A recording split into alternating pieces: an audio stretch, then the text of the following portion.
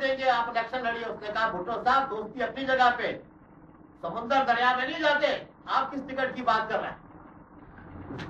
और वली खान के बारे में ये कहते थे, जब अपने चले गए अपने नेशनल अवामी पार्टी में, जिनकी दूसरी मोहब्बत थी, तो वली खान और भुट्टो की बात होती थी, तो भुट्टो कहता होता था वली खान को, वली खान साहब ये दिन को आपकी पार्टी में होते हैं, रात को मेरी पार्टी में होते हैं। ये उसका जिक्र कर रहे थे।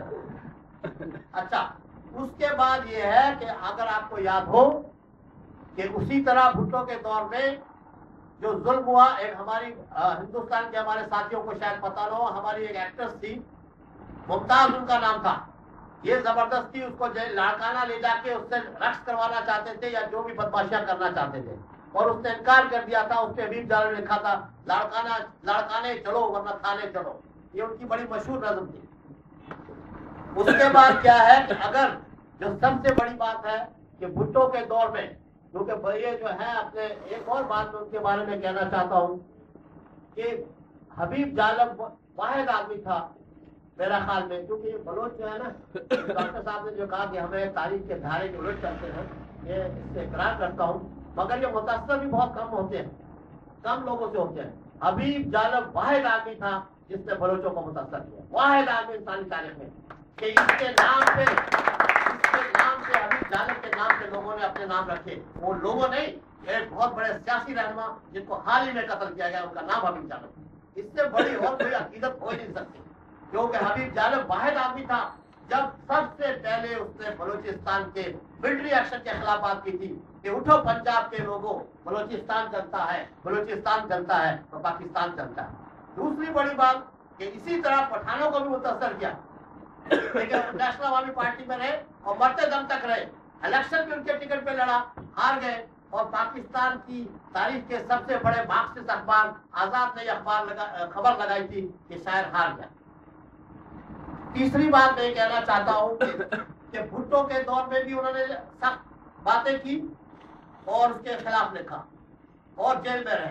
बेनजीर का दौर आया तो फिर लिखा कि नजा अमली, पंजाबी में है शायद आपको समझना है अपने जहाँ से, नजा अमरीका नाल कोड़े एक गल न देवी टाल कोड़े जी। और फिर लिखा था कि वही हालात है फकीरों के, दिन फिरे हैं फकत वजीरों के, ये उसके दौर में था।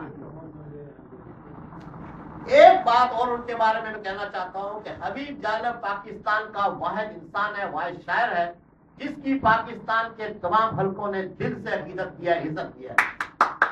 इसकी सबसे बड़ी मिसाल की बात नहीं है, गाजी हुसैन अहमद था फाशिस्ट, जमाते इस्लामी का जो रहनुमा रहा, वो कहता है कि हबीब जालम जो है वो दरवेश है और ये काम सिर्फ दरवेश ही कर सकते हैं। एक उनके बारे में बात कहूंगा, या किसी ने नाम दिया था कि जब हबीब जालिम साहब की, मुझे कुछ लिखी है मैंने बातें वैसे याद आती है, इसमें कोई रक्त खुद ढूंढ लीजिए कि हबीब जालिम साहब सारी जिंदगी जिद्दोजहद करते रहे, हर जुल्म और ज्यादती के खिलाफ उन्होंने आवाज बुलंद किया। आवाज बुलंद करना एक बात है, उसके बारे में जब उनकी डेथ हो गई थी तो वो जो गस्सान था वो उनका मुंह बंद कर रहा था, वो जो पट्टी से बांधते हैं, तो मुंह बंद करने में दिक्कत पैदा हो रही थी। तो किसी ने कहा कि सारी जिंदगी जिसका कोई मुंह बंद नहीं कर सकती, अब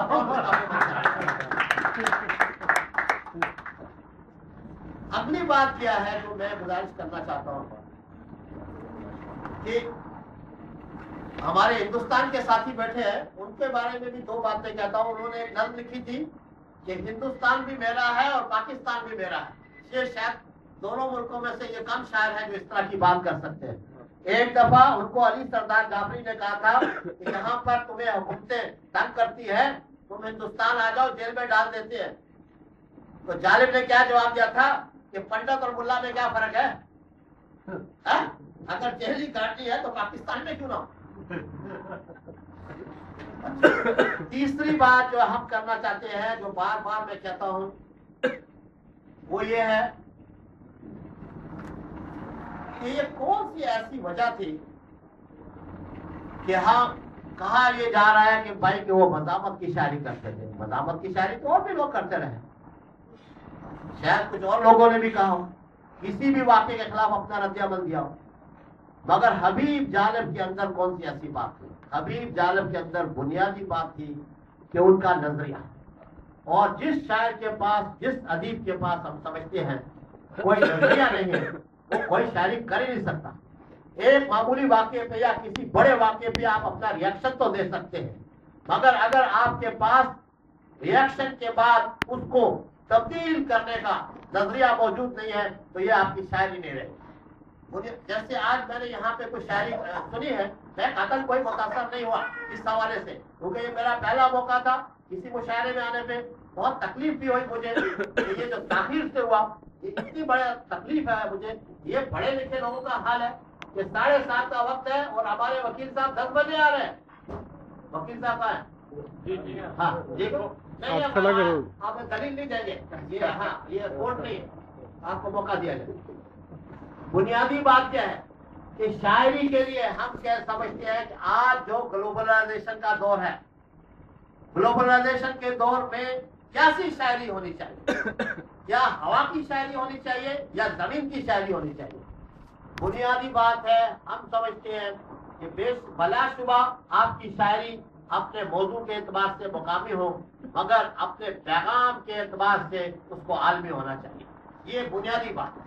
دوسری بات یہ ہے کہ شاعری میں سمجھتا ہوں اردو کی شاعری تو شاید جالب کے ساتھ ہی ختم ہو گیا، اس کے بعد تو کوئی ہمیں شاعری نظر نہیں آتی ہے. تیسری بات کیا ہے کہ جناب یہ شاعری اور اردو شاعری خاص طور پر یہ ایک مرتی ہوئی تہذیب کا اظہار ہے. یہ تہذیب مر رہی ہے، مشاعرہ مر رہا ہے. اگر اس کو زندہ رکھنا ہے تو اس کو اپنے عوام کے ساتھ جوڑنا پڑے گا، لوگوں کے ساتھ جوڑنا پڑے گا. جیسے ورنہ تو پھر یہی ہوگا کہ امریکہ وہ آ کے ریمنڈ ڈیوس کو اٹھا کے لے جا رہے ہیں اور آپ ہمیں گلو بلبل کی باتیں سنا رہے ہیں. یہ نہیں ہو سکتا. موجودی شاعر کا بنیادی کام کیا ہے کہ اپنے گرد و پیش کے حالات سے باخبر رہنا، اس باخبر رہتے ہوئے اپنے کلام کے ذریعے معاشرے کو تبدیل کرنے میں اپنا رول ادا کرنا. اگر وہ یہ دونوں کام نہیں کر سکتا تو یہ ری کرنا بند کر دے، اس کا کوئی فائدہ نہیں. کچھ اور کام کر لیں، اور بڑے اچھے اچھے کام ہیں مشہور ہونے کے لیے. مشہور ہونے کے لیے یہ ضروری ہے کہ ایسی حرکتیں کی جائیں، اور بھی کچھ کام کیے جا سکتے ہیں. اچھا، تیسری بات میں جو کہنا چاہتا ہوں کہ جو آج ہم نے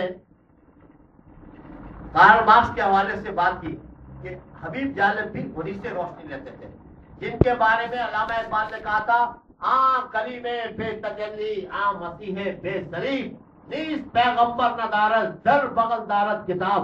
میری فارسی بھی کوئی زیادہ اچھی نہیں ہے، بہت پرانے بچپن میں ہم پڑھتے تھے وہی سندھی کی وہ ایسا پیغمبر تھا جس میں کتاب نہیں اتری، صرف کہ نیز پیغمبر نہ دارت در بغل دارت کتاب، کلیم بے تجلی، ایسا کلیم ہے جس میں تجلی، مسیح بے صلیب. آپ کے بارے میں ہی بات ہو رہی جی، آپ عیسیٰ صاحب ہے نا. تو ان کی بنیادی بات کیا تھی کہ جیسے کہتے ہیں کہ ڈارون نے ایک نظریہ ارتقا پیش کیا تھا، تاریخ میں بڑا اس کا مقام ہے. اس طرح کارل مارکس نے انسان کے ارتقا کی تاریخ بیان کی ہے، جس کی بنیاد وہ کہتا ہے کہ دنیا میں ہونے والی ہر سرگرمی کی بنیاد معیشت ہوتی ہے. آپ کا ادب، آپ کی صحافت، آپ کا مذہب، آپ کا کلچر، ہر چیز کی بنیاد جو ہے وہ معیشت ہے. اگر اس نقطے کو آپ سمجھ جائیں اور اس کو تبدیل کرنا، اور جس طبقے کے ہاتھ میں معیشت ہوتی ہے اسی کے طبقے کے ہاتھ میں سیاست ہوتی ہے، اسی طبقے کے لیے سب کچھ ہوتا ہے. اگر یہ نقطہ سمجھ میں آ جائے تو بنیادی بات ہے آپ معاشرے میں تبدیلی لا سکتے ہیں. شاعروں کا مسئلہ کیا ہے کہ شاعروں کے بارے میں کہا تھا کہ عبد الوہاب بیاتی تھے عراق کے بڑے شاعر. ایک شاعری کا کردار یہ بھی ہے کہ میرے وطن یہ عجیب قصہ ہے کہ مرد میدان تو کھیت رہتے ہیں اور شاعر حسب سابق زمین کے سینے میں روا دوا ہے. آپ کو یہ شاعری کرنی ہے یا آپ کو حبیب جالب بننا ہے؟ یہ فیصلہ آپ کو کرنا ہے.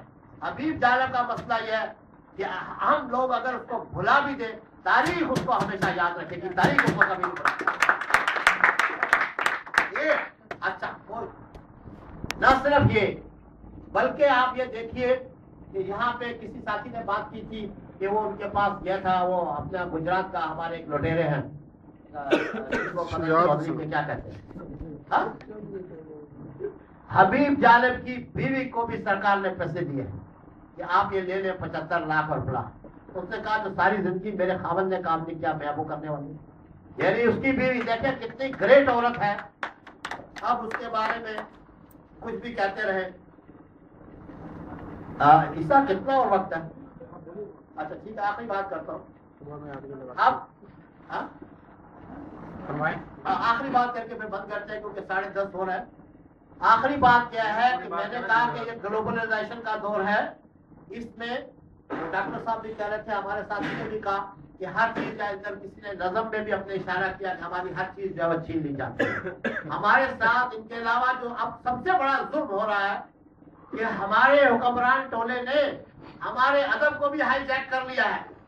آپ ذرا غور کریں کہ شہباز شریف جو ہے وہ حبیب جانب کی نظریں پڑھتا ہے. شرم کی بات ہے کہ جن لٹیروں کے خلاف اس نے لکھا، لٹیرے وہ نظریں پڑھ رہے ہیں. یعنی ہمارا ادب بھی چھین دے سکتے ہیں. بنیادی انسانی بات ہے کہ انسانی تاریخ میں ادب، شاعری، صحافت، ثقافت، آرٹ وہ صرف اور صرف ہوگا جو بائیں بازو کا، جو مذاہبت کا ہے. اس کے علاوہ دنیا میں کوئی ادب نہیں ہے، نہ کوئی ادب زندہ رہا ہے نہ زندہ رہے گا. بنیادی بات ہے مذاہبت، کیونکہ ہم سمجھتے ہیں مذاہبت کے ساتھ معاشرہ آگے بڑھتا ہے، طبقات کے ٹکراؤ سے آگے بڑھتا ہے، اس کے بغیر نہیں بڑھتا.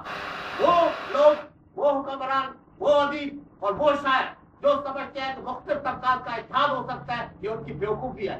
پوری انسانی تاریخ 5000 سال کی اس بات پہ متفق ہے کہ پوری انسانی تاریخ جو ہے وہ طبقات کے ٹکراؤ کی تاریخ ہے، اس کے علاوہ کچھ نہیں ہے. اب آپ فیصلہ کر لیں. یہاں ہمارے ساتھی شاعر بیٹھے ہیں، ہمارے سیاسی دوست بیٹھے ہیں، کہ آپ خود کہاں پہ کھڑے ہیں. اس وقت جو صورتحال ہے، ہم نے کہا عالمی گلوبلائزیشن جس کا سب سے بڑا جو دنیا بھر کا سب سے بڑا غنڈہ ہے جس کا نام ہے امریکہ، اور باقی جو حکمران ہیں اس کے پالتو کتے ہیں، وہ کس طرح سے دنیا کے کلچر کو، ادب کو، ہر چیز کو مٹا دینا چاہتے ہیں. آپ کو اپنی پوری قوت کے ساتھ کھڑا ہونا پڑے گا، اپنی شاعری کے ذریعے، اپنے ادب کے ذریعے. اگر آپ یہ سب کام نہیں کرتے تو میرا خیال میں آپ شادولے کے چوہے بن جائیں، وہی زیادہ بہتر ہے.